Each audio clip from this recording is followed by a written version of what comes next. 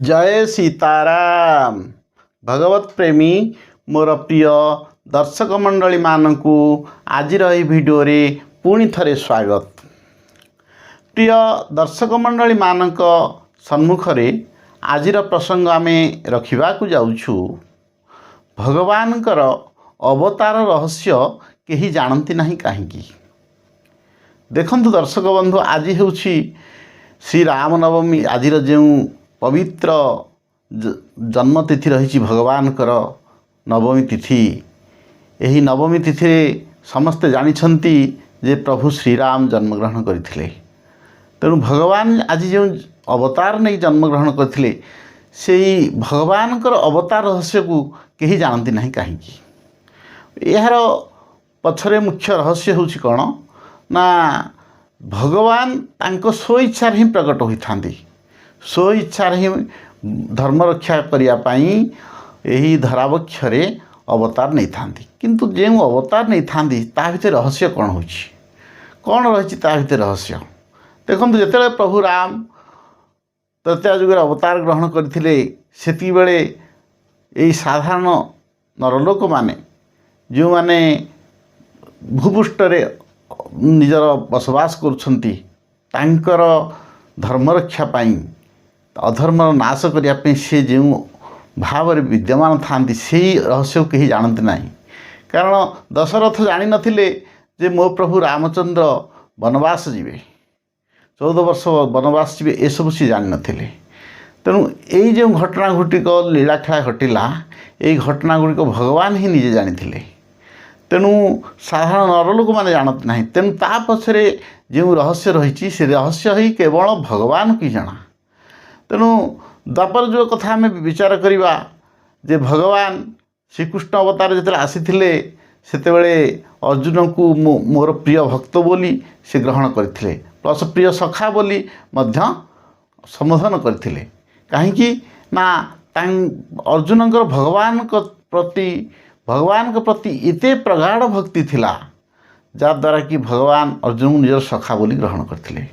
तेणु अर्जुन तांक हृदय कथा पचारिथिले प्रभु भगवान प्रभु को, जे प्रभु आपणकर तो मु भक्त, मोर ये गोटे कथा कहतु जे आपणकर प्रकृत जन्म रहस्य कौन रही, आपण जो अवतार धारी होइछंती, ये जो अवतार ग्रहण करती, ये अवतार ग्रहण पछरे रहस्य कौन रही। सेतिकी बेले प्रभु अर्जुन को बुझाई थिले, मोर ओ तुमर केते जन्म दे बीती जाइछि तार हिसाब नहीं। तेणु जन्म वृत्तांतर हिसाब सेटा एबे आमे वर्तमान मु निजे आउ मोर अंश जीवात्मा एमाने एबे रही नाहंती कि आगक मध्य केबे रहिबे नाही, से कथा ठीक नुहे। किंतु एमाने सब अनादि आउ नित्य, अनादि नित्य स्थले आमे कौन ना सबुबले गोटे स्थान स्थिर होई रहिबा नाही। तेणु आमे आमर कार्य करने को आसीबा। तेणु मोर कहिबार उद्देश्य जे भगवानकर जन्म वृत्तांत उपरे रहस्य कौन रही, से कहीं तांकर अवतार रहस्य को कहीं जानी पारती नहीं। तेणु कहा जाइछि तानहं वेद सर्वाणी, तानहं वेद सर्वाणी। अर्थात संसार रे एते एभली केतेक जीव अछंती जो मान को जाति स्मर कहा जाय थाए। अर्थात सेमानकु पूर्व जन्मर ज्ञान हो जाय थाए। तेणु सेमानकु जुंजन जोगी कहा जाय थाए। जुंजन जोगी कहिबार अर्थात हला जे सेमानकर वृत्ति एते सक्रिय, अर्थात सेमाने साधना करी करी एते अभ्यास हो जाय थांती, तांकर वृत्ति संपूर्ण रूपे सक्रिय हो जाय थाए। अर्थात जो स्थान रे से थांती से ही जगार ज्ञान तांको हो जाय थाए। तेणु से पूर्व जन्मर ज्ञान तांको हो जाय थाए। एही भली विभिन्न स्थान रे से माने तांकर वृत्ति निवेश करदेले सेठाकार ज्ञान हो गले से माने बहुत व्यक्तिंकर पूर्व जन्मर वृत्तांत मध्य कही पारिथांती। किंतु या बोली से माने विगत बहु जन्मर वृत्तांत केबे हेले कहि पारि नथांती, तांकर सेति ज्ञान होई नथाए। କାରଣ ସେମାନେ ସାଧନା କରି କରି ଯେ ତାଙ୍କର ବୃତ୍ତିକୁ ସକ୍ରିୟ କରିଦେଇଥାନ୍ତି। ତ ଯାହାଫଳରେ କି ସେମାନଙ୍କୁ ଯୁଞ୍ଜନ ଯୋଗୀ କୁହାଯାଇଥାଏ। କିନ୍ତୁ ଭଗବାନ ହେଉଛନ୍ତି ନିତ୍ୟ ଯୋଗୀ। ତାଙ୍କ ପାଖରେ କୌଣସି ସାଧନା ନଥାଏ। ସେ କୌଣସି ସାଧନାର ଅଧିକାରୀ ନୁହଁ। ସାଧାରଣ ମଣିଷ ହେଉଛନ୍ତି ସାଧନାର ଅଧିକାରୀ। କିନ୍ତୁ ଭଗବାନ କ'ଣ ହୋଇଥାନ୍ତି? ଭଗବାନଙ୍କୁ ବିଗତ କେତେ କେତେ ଜନ୍ମର ଜିନିଷ ତାଙ୍କୁ ଜଣାପଡ଼ିଥାଏ। କାରଣ ସମସ୍ତ ବର୍ତ୍ତମାନ ଅତୀତ ଭବିଷ୍ୟତରୁ ଭଗବାନ ହେଉଛନ୍ତି ଊର୍ଦ୍ଧ୍ୱରେ। ବର୍ତ୍ତମାନ ଅତୀତ ଭବିଷ୍ୟତ ସମସ୍ତ ଜ୍ଞାନର ଅଧିକାରୀ ହେଉଛନ୍ତି ଭଗବାନ। ତେଣୁ ଭଗବାନ ବର୍ତ୍ତମାନ କାଳ, ଅତୀତ କାଳ, ଭବିଷ୍ୟତ କାଳର ସମ୍ପୂର୍ଣ୍ଣ ଊର୍ଦ୍ଧ୍ୱରେ ଥିବାରୁ ଭଗବାନ ହେଉଛନ୍ତି ନିତ୍ୟ ଯୋଗୀ। ତେଣୁ ତାଙ୍କୁ ପାଖରେ କୌଣସି ଅଭ୍ୟାସ ଦରକାର ନଥାଏ। ତାଙ୍କ ପାଖରେ କୌଣସି ଜ୍ଞାନର ସେ ଅନ୍ତର୍ଗତ ନୁହଁ। ସମସ୍ତ ଜ୍ଞାନର ସେ ଊର୍ଦ୍ଧ୍ୱରେ।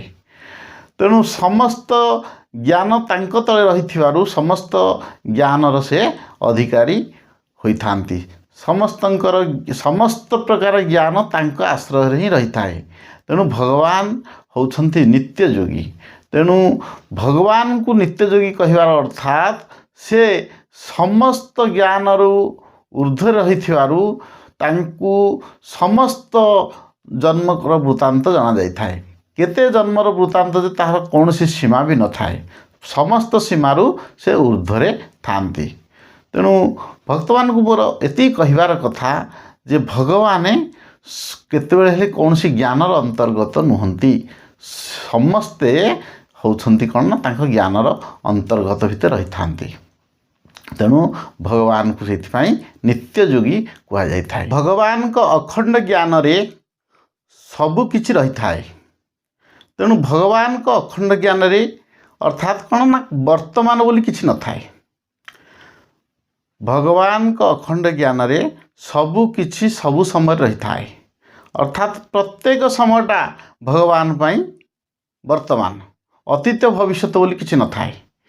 ତେଣୁ ଦେଶ, କାଳ, ବସ୍ତୁ, ବ୍ୟକ୍ତି, ପରିସ୍ଥିତି ଇତ୍ୟାଦି ଯେତେ ସବୁ ଜିନିଷ ରହିଛି ସେସବୁ ଜିନିଷରୁ ବହୁତ ଊର୍ଦ୍ଧ୍ୱରେ ଭଗବାନ। ତେଣୁ ଭଗବାନଙ୍କ ପାଖରେ ଯେତେ ସଂସାରର ଜ୍ଞାନ, ସବୁ ଜ୍ଞାନ ଭଗବାନଙ୍କର ଅନ୍ତର୍ଗତ ଅଟେ। ଭଗବାନ କୌଣସି ଜ୍ଞାନର ଅନ୍ତର୍ଗତ ନୁହନ୍ତି। ଭଗବାନ ଯେତେ ପ୍ରକାର ପରିସ୍ଥିତି ସୃଷ୍ଟି ହେଲେ ବି ମଧ୍ୟ ଭଗବାନଙ୍କ ପାଖରେ ପ୍ରତ୍ୟେକ ଜ୍ଞାନ କୌଶଳର ଅଧିକାରୀ ହେଉଛନ୍ତି ଭଗବାନ। ତେଣୁ ଭଗବାନ ଯେତେବେଳେ ସମସ୍ତଙ୍କୁ ଦେଖୁଛନ୍ତି, ଜାଣୁଛନ୍ତି, ସେ ନିରନ୍ତର ଜ୍ଞାନ ଭିତରେ ଅନ୍ତର୍ଭୁକ୍ତ। ତେଣୁ ଭଗବାନଙ୍କ ପାଖରେ ଏତେ ବିଶାଳ ଶକ୍ତି, ସେହି ବିଶାଳ ଶକ୍ତି ଭିତରେ ଆମେ ସମସ୍ତେ ଅନ୍ତର୍ଭୁକ୍ତ ଅଟେ। ଭଗବାନଙ୍କ ପାଖରେ ଭଗବାନ ସମସ୍ତ ଜ୍ଞାନର ଅଧିକାରୀ ହୋଇଥିବାରୁ ସେ ସମସ୍ତଙ୍କର ଜ୍ଞାତା। ଆମକୁ ସେ ନିରନ୍ତର ଦେଖୁଛନ୍ତି, ଜାଣୁଛନ୍ତି। ଆମେ କ'ଣ କରୁଛେ, କ'ଣ ନଖୁଛେ, ସବୁ କଥା ହିଁ ସେ ଜାଣୁଛନ୍ତି। ତେଣୁ ଆମେ ସମସ୍ତେ ବହୁତ ଆନନ୍ଦିତ ହେବା ଦରକାର ଯେ ଭଗବାନ ଆମେ ଯେତେ କର୍ମ କରୁଛେ ସଂସାର ଭିତରେ ସମସ୍ତଙ୍କୁ ଭଗବାନ ଜାଣୁଛନ୍ତି, ସମସ୍ତଙ୍କର ଜ୍ଞାନକୁ ମଧ୍ୟ ଜାଣୁଛନ୍ତି। ତେଣୁ ଆମର ଚିତ୍ତବୃତ୍ତିକୁ ଆମେ ଯେଉଁଠାରେ ଲଗାଇବାକୁ ଚେଷ୍ଟା କରୁଛେ, ଭଗବାନ ତାଙ୍କର ଚିତ୍ତବୃତ୍ତିକୁ କେଉଁଠାରେ ଲଗାଇବାକୁ ଚେଷ୍ଟା କରନ୍ତି ନାହିଁ। ତାଙ୍କର ଚିତ୍ତବୃତ୍ତି ଲଗାଇବା କୌଣସି ଆବଶ୍ୟକ ନାହିଁ। କାରଣ ସାଧାରଣ ମଣିଷ ପାଖରେ ସାଧନାର ଆବଶ୍ୟକ। ସାଧନାର ଉଚ୍ଚସ୍ତରକୁ ଗଲେ ତା'ର ଚିତ୍ତବୃତ୍ତିକୁ ସେ ସବୁ ସ୍ଥାନରେ ଲଗାଇକି ସବୁ ଜାଣିପାରେ। କିନ୍ତୁ ଭଗବାନଙ୍କର ଚିତ୍ତବୃତ୍ତି କୌଣସି ସ୍ଥାନରେ ଲଗାଇବା ଆବଶ୍ୟକ ନାହିଁ। ସେ ସମସ୍ତ ଜିନିଷର ଜ୍ଞାତା ଅଟନ୍ତି। ତେଣୁ ଆମେ ଆମର ଚିତ୍ତବୃତ୍ତିକୁ ଯେତେବେଳେ ଠିକ୍ ସ୍ଥାନରେ ନ ଲଗାଇ, କେତେକ ବ୍ୟକ୍ତି ଥାଆନ୍ତି ଯେଉଁମାନେ କି ସମାଜରେ କ'ଣ ନା ଆକର୍ଷଣୀୟ ବସ୍ତୁ ପ୍ରତି ଯେତେବେଳେ ଆକର୍ଷିତ ହୋଇଯାଇଥାନ୍ତି, ସେତେବେଳେ କ'ଣ ହୁଏ ନା ସେମାନଙ୍କର ଚିତ୍ତବୃତ୍ତି ନଷ୍ଟ ହୋଇଯାଇଥାଏ।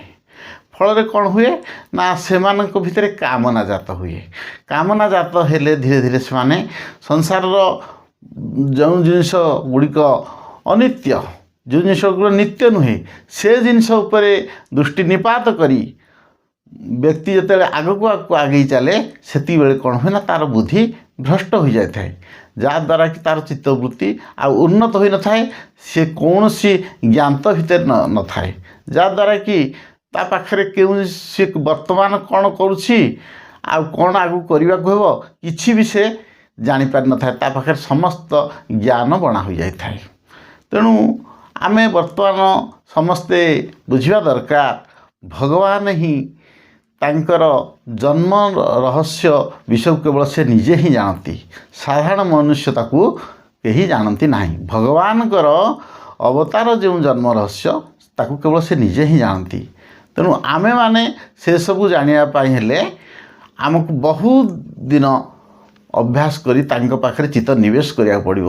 ଅର୍ଜୁନ ସେଇଥିରୁ ଜଣେ ଥିଲେ ଯିଏକି ସେ ଭଗବାନ ପାଖରେ ତାଙ୍କ ଚିତ୍ତକୁ ଏଭଳି ନିବେଶ କରିଥିଲେ, ତେଣୁ ତାଙ୍କୁ ସବୁ କିଛି ମାନି ନେଇ ନିଜର ସମାପନ ହୋଇଯାଇଥିଲେ, ଯାହାଦ୍ୱାରା କି ସେ କୃପା ଭିକ୍ଷା କରିବାରୁ ଅର୍ଜୁନ ସବୁ କଥା ତାଙ୍କର ବୁଝିପାରିଥିଲେ, ତାଙ୍କୁ ସବୁ ଜନ୍ମ ବୃତ୍ତାନ୍ତ ବିଷୟ ସେ ଜଣାଇଥିଲେ।